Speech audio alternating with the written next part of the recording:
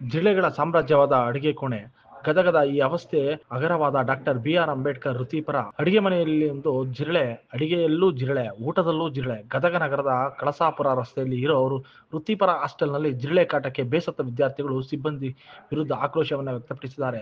ಸರಿಯಾದ ವ್ಯವಸ್ಥೆ ಇಲ್ಲ, ಅಧಿಕಾರಿಗಳು ಸಿಬ್ಬಂದಿ ಕೇರ್ ಮಾಡ್ತಿಲ್ಲ, ಹಾಸ್ಟೆಲ್ ವಾರ್ಡನ್ 2 ತಿಂಗಳಿಂದ ಬಂದಿಲ್ಲ, ಡಿ.ಡಿ. ಮಹೇಶ್ ಪೋತೆದಾರ್ ಕೇವಲ ರಾಜಕಾರಣಿಯಂತೆ ವರ್ತನೆ ಮಾಡ್ತಿದ್ದಾರೆ, ಡಿ.ಡಿ. ಮಹೇಶ್ ಪೋತೆದಾರ್ ಸರಿ ಇಲ್ಲ, ಅವರನ್ನೇ ವರ್ಗಾವಣೆ ಮಾಡಿ ಅಂತ ಒತ್ತಾಯವನ್ನು ಕೂಡ ಮಾಡಿದ್ದಾರೆ. ಜಿಲ್ಲಾ ಉಸ್ತುವಾರಿ ಸಚಿವ ಎಚ್.ಕೆ. ಪಾಟೀಲ್ ರವರಿಗೂ ಕೂಡ ವಿದ್ಯಾರ್ಥಿಗಳು ಒತ್ತಾಯಿಸಿದ್ದಾರೆ.